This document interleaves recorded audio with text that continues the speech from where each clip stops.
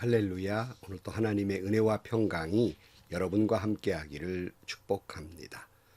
오래전에부터 여러 번 말씀드렸습니다마는 우리는 하나님이 이 땅에 써보낸 편지 또는 한 편의 시와 같은 존재들입니다.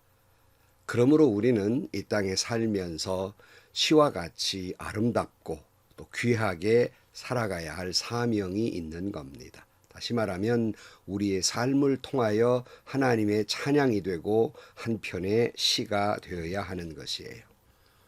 그런데 신앙생활하면서도 아무런 감동이 없는, 그러니까 영적인 사막, 영적인 막대기와 같은 아무런 감동이 없는 무미건조한 신앙생활 하시는 분들을 가끔 보게 됩니다. 참 안타까운 일이 아닐 수 없습니다.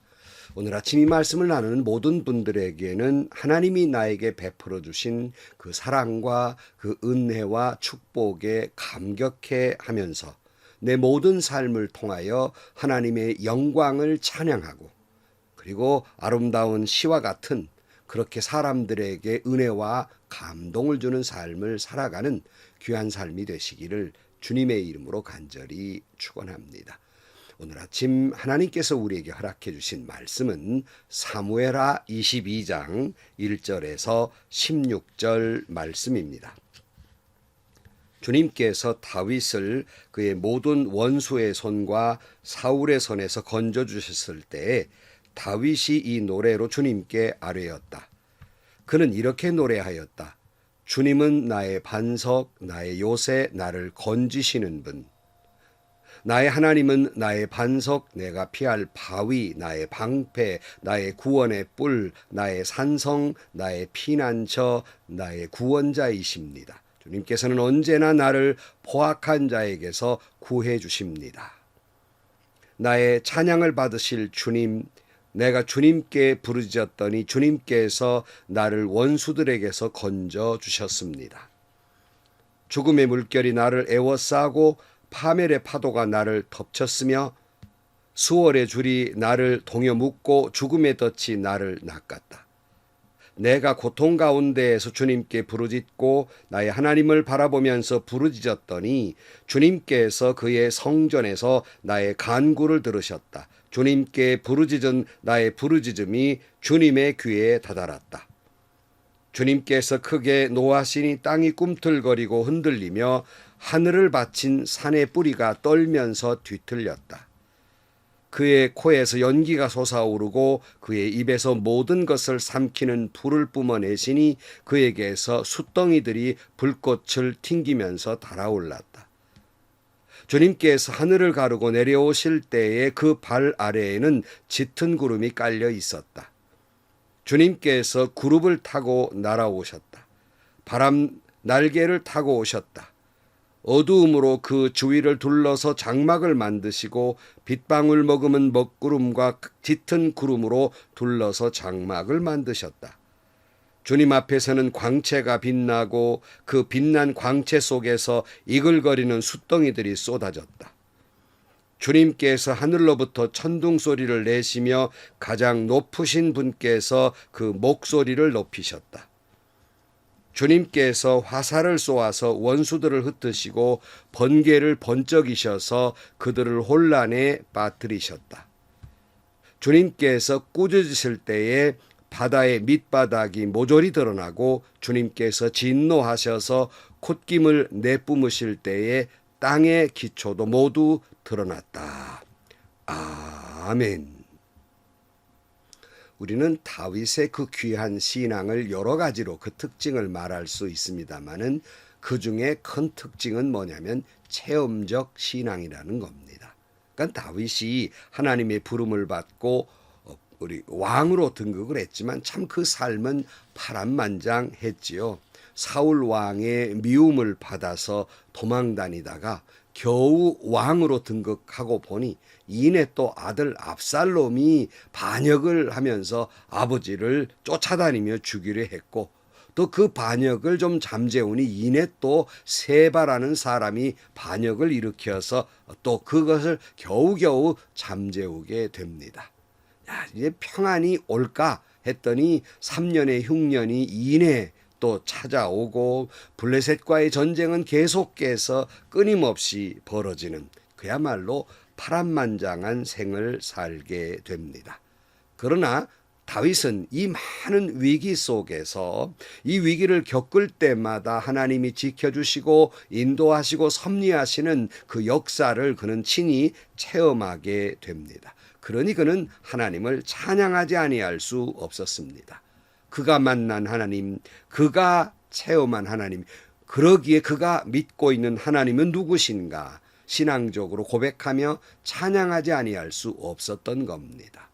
여러분은 여러분이 만난 하나님, 여러분이 체험한 하나님, 여러분 어떤 하나님으로 찬양하며 신앙 고백을 하고 계십니까?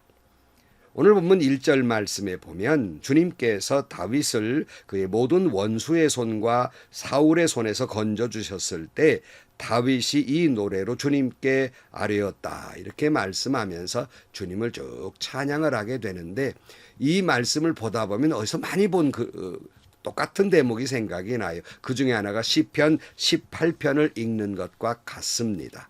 그러니까 시편이라고 하는 건 다윗은 바로 이 하나님을 찬양하는 그런 시로 가득 차 있는 것이 시편의 내용입니다. 여러분은 지금 하나님을 어떤 하나님으로 체험하고 있고 찬양하고 있으며 영광을 돌리고 있습니까?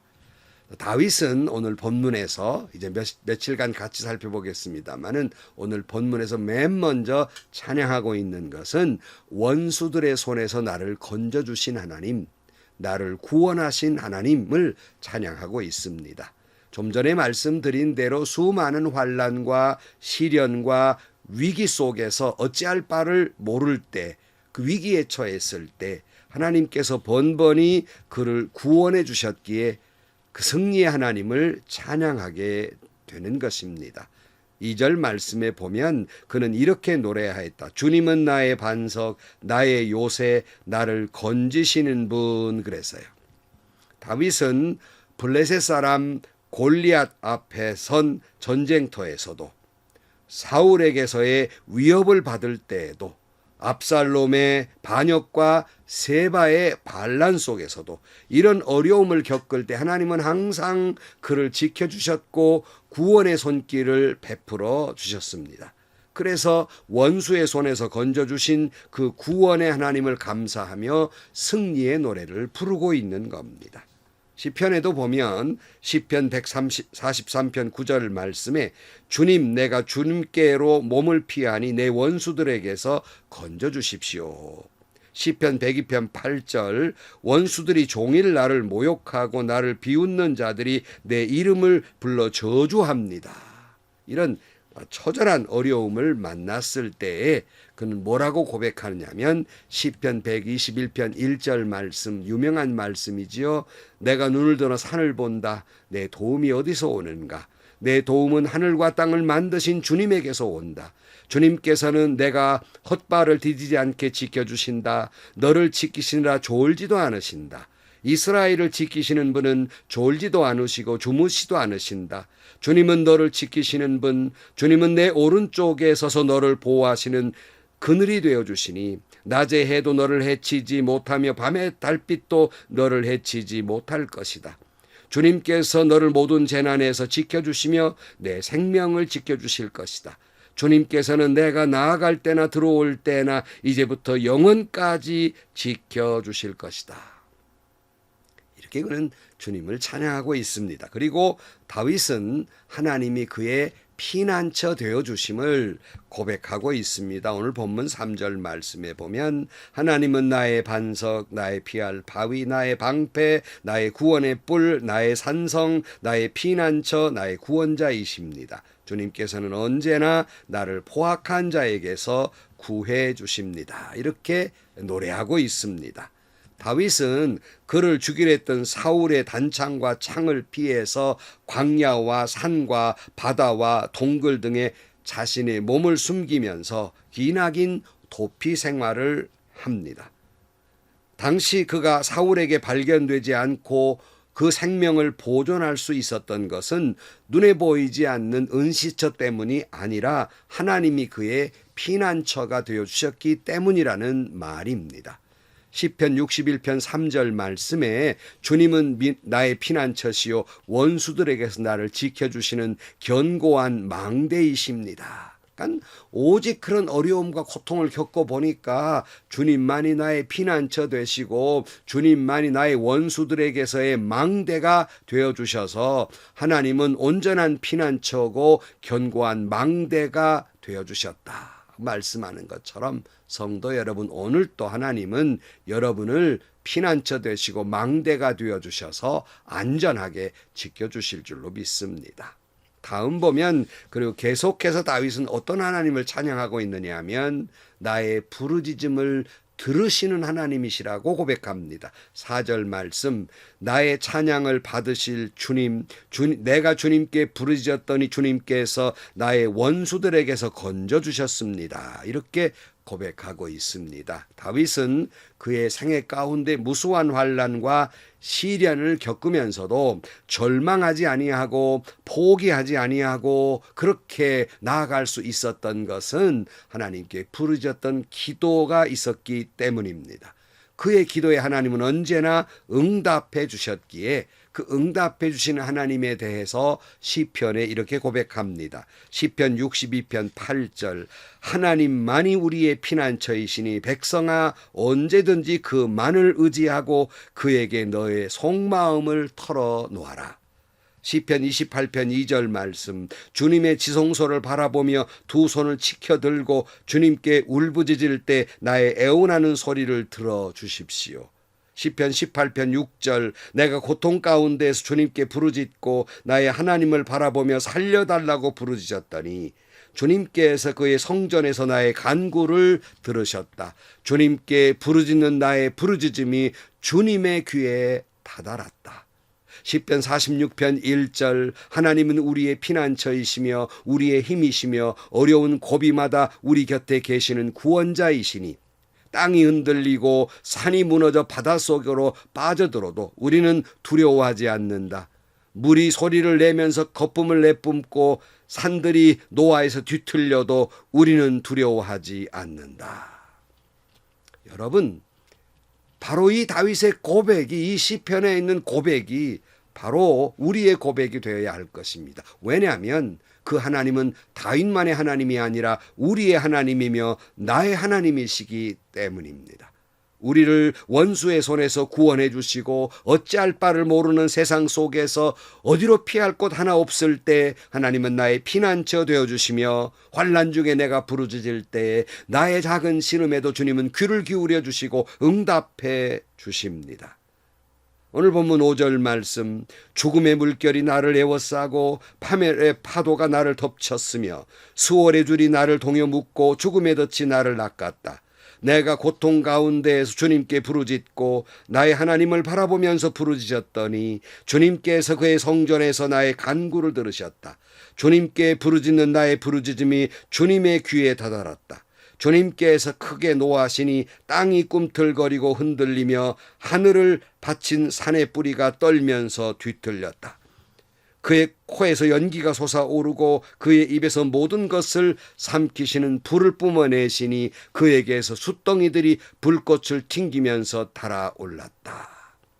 그러니까 나의 하나님, 나의 반석 되시고 나의 요새 되시고 나를 건지시는 분이며 나의 작은 신음에도 응답하시는 그 하나님은 나의 이 고통과 괴로움을 보시면서 원수들에게서 이처럼 진노하시는 하나님이며 또한 그 모든 악한 원수들을 그렇게 하나님께서 심판하실 것입니다. 그러기에 이 하나님을 믿기에 우리는 결코 흔들리지 아니합니다. 우리는 결코 낙심하지 아니합니다. 마치 하나님의 법궤를 앞에 놓고 춤을 추었던 다윗처럼 그 하나님을 믿으니 우리는 찬양하지 아니할 수 없으며 우리는 하나님께 영광을 돌리지 아니할 수 없는 겁니다.